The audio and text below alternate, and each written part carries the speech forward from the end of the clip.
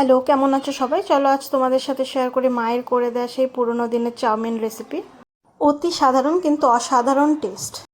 তার জন্য আগে কিন্তু আমি আলু, পেঁয়াজ, টমেটো আর লঙ্কাকে ছোট ছোট করে কেটে নিলাম। আর চাউমিনগুলোকে কিন্তু আগেই সিদ্ধ করে রেখে দিয়েছি। এরপরেই কড়াইতে তেল গরম করে দুটো ডিম দিয়ে আমি ডিমটাকে ভুর্জি করে নেব। ডিমটাকে ভালোভাবে ভেজে নেব। ভাজা হয়ে গেলে ডিমটাকে তুলে যে ডিমের তেলটা অবশিষ্ট থাকবে অল্প তেলের মধ্যে চাউমিনটাকে দিয়ে চাউমিনটাকে একটুখানি ভাজা ভাজা করে নামিয়ে নিতে হবে।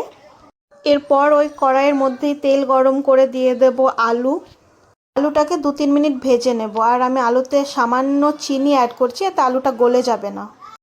আলুটা হালকা হালকা ভাজা হয়ে গেলে এবার অ্যাড করে দেব পেঁয়াজ।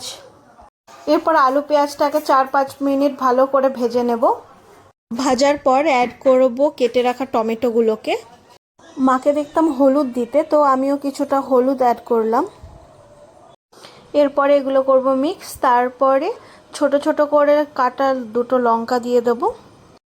এরপর আবার 4-5 মিনিট হাই ফ্লেমে ভেজে নিয়ে চাউমিনটাকে অ্যাড করে দেব। চাউমিনগুলো অ্যাড করার পর ভালো করে মিক্স করে নিয়ে দিয়ে দেবো স্বাদ মতো নুন।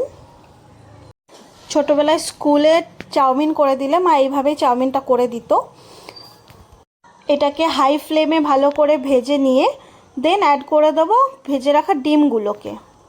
তো তোমাদের কাদের কাদের মা এরকমভাবে চাউমিন বানিয়ে দিত অবশ্যই কমেন্টে জানিও। আর রেসিপিটি যদি ভালো লেগে থাকে তাহলে লাইক করো আর চ্যানেলটিকে প্লিজ সাবস্ক্রাইব করে দিও। নামিয়ে নিয়ে এবার ওপর দিয়ে chilli sauce, soya sauce add করলাম। Thank you.